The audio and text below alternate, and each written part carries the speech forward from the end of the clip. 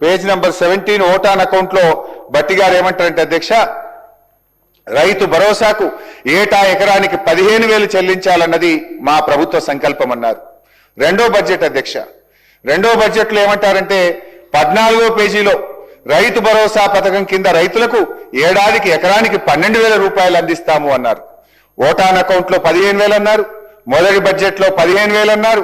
రెండో బడ్జెట్ కు వచ్చేసరికి ఎకరానికి 12,000 ఇస్తామని చెప్పి బట్టి గారు సెలవిచ్చారు అధ్యక్ష.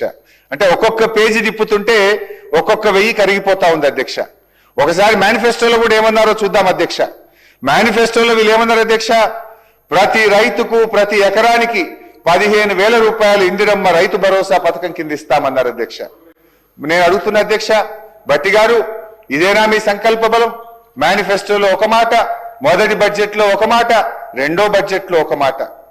అది కూడా ఎట్లయిపోయిందంటే అధ్యక్ష, నాట్లప్పుడు రాదు అధ్యక్ష.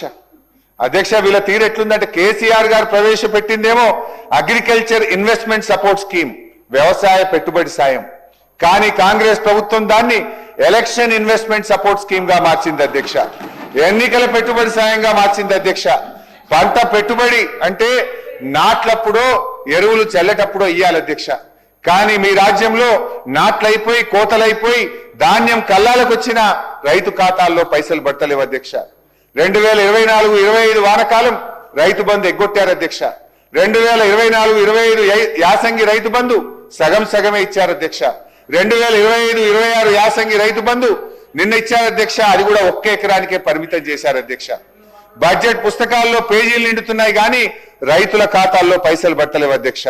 అధ్యక్ష ఆనాడు రేవంత్ రెడ్డి గారు ఏమన్నారు అధ్యక్ష, రెండు పంటలకే రైతు బంధు ఇవ్వడం ఏంది దద్దమ్మా, 3 పంటలకు ఇవ్వాలి అన్నారు అధ్యక్ష.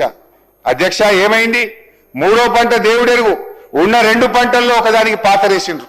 ఇప్పుడు ఆ దద్దమ్మ ఎవరో వారి విజ్ఞతకే వదిలేస్తున్న అధ్యక్ష.